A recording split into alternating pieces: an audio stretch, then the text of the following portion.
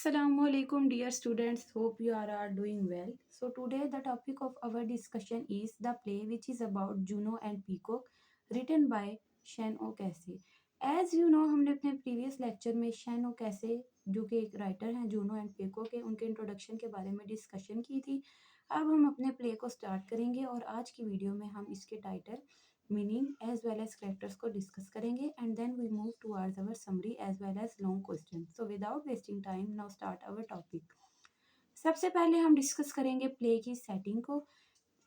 Dublin Ireland है during Irish civil war 1922 से 1923 के दरमियान इरिश सिविल वार का दौर चल रहा है जब ये प्ले की सेटिंग दिखाई गई है। पब्लिकेशन है 1924। यूनरा क्या है, ट्रेजी प्लस कॉमेडी, यानी कि कुछ tragic and as well as comedic humour इसमें पाया जाता है। मेनली फोकस क्या किया गया है, स्ट्रगल दिखाई गई है पुअर वर्किंग क्लास फैमिली की।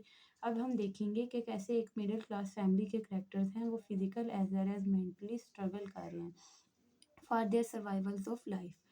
अब हम चलते हैं टाइटल के मीनिंग को डिस्कस करते हैं। जूनो, सबसे पहले जूनो एंड पीकॉक। जूनो जो है उनको कंपेयर किया गया है रोमन गॉडेस से, एक औरत है जो अपनी वेल विशर हैं, प्रोटेक्टर हैं फैमिली की। इसी तरह ये जो जूनो है ये एक सोल प्रोवाइडर है अपनी फैमिली की और अपने चाइल्ड एज वेल एज अपनी फैमिली को सपोर्ट कर रही हैं।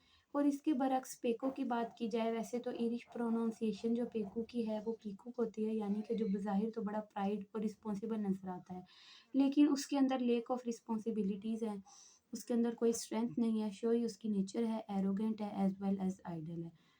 अब हम डिस्कस करते हैं करेक्टर्स को। सबसे पहले हमारा करेक्टर है जूनो बॉयल।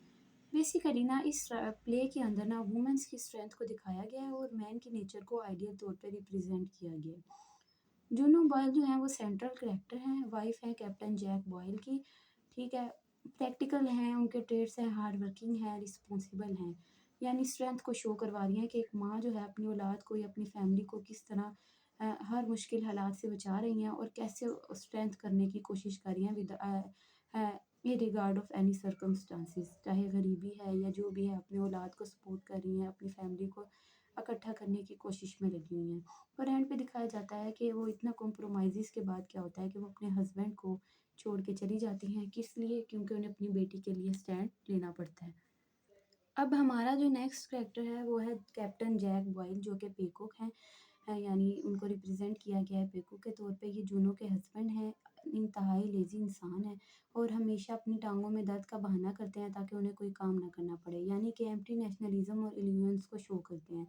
अपनी फैंटेसीज में रहते हैं, ड्रिंकिंग करते रहते हैं, रिस्पॉन्सिबिलिटी से भागते रहते हैं, ये सब इनके ट्रेड्स हैं।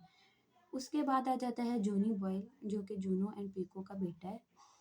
ये दिखाया जाता है कि बेसिकली आयरा यानी कि आर्मी का मेंबर होता है लेकिन ये बिट्रे करता है किसी कॉमरेड को जो इसकी मौत की वजह बनती है। जो ये किसी को बिट्रे करता है ये चीज़ उसको फियर में रखती है, हमेशा गिल्ट में रखती है और एंड पे ऐसा होता है कि ये मारा जाता है आर्मी के हाथों, जो कि दिखाई जाता है क्रुएलिटी ऑफ सिविल वार कि कैसे विक्टिम बनते हैं मिडिल क्लास लोग एक वार के या पॉलिटिकल वायलेंस के। फोर्थ करेक्टर हमारा है मैरी बॉयल जो कि डॉटर हैं जूनो एंड पेको की। ये दिखाई जाती हैं educated, independent as well as realistic. दूसरा करेक्टर वुमेन का दिखाया गया और इंतहाई इंडिपेंडेंट एंड स्ट्रॉन्ग दिखाया गया है।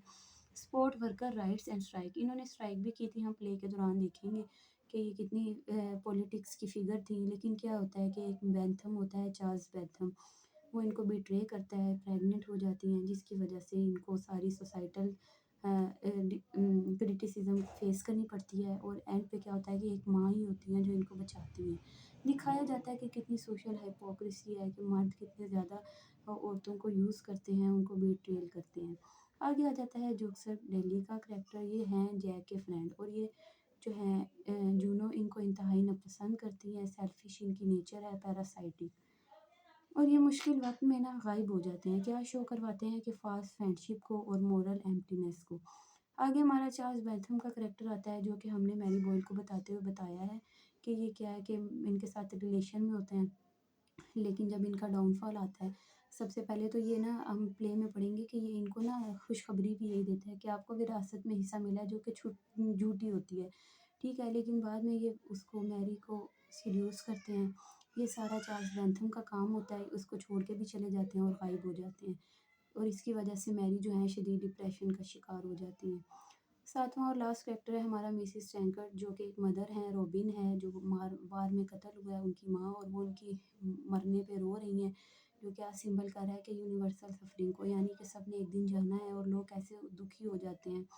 इनका बेटा था रॉबिन टैंकर्ड, जो कि मारा जाता है वार के दौरान।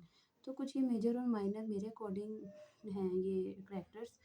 अब हम अपने नेक्स्ट लेक्चर में इसकी summary as well as long question को डिस्कस करेंगे। तब तक के लिए अल्लाह हाफिज़।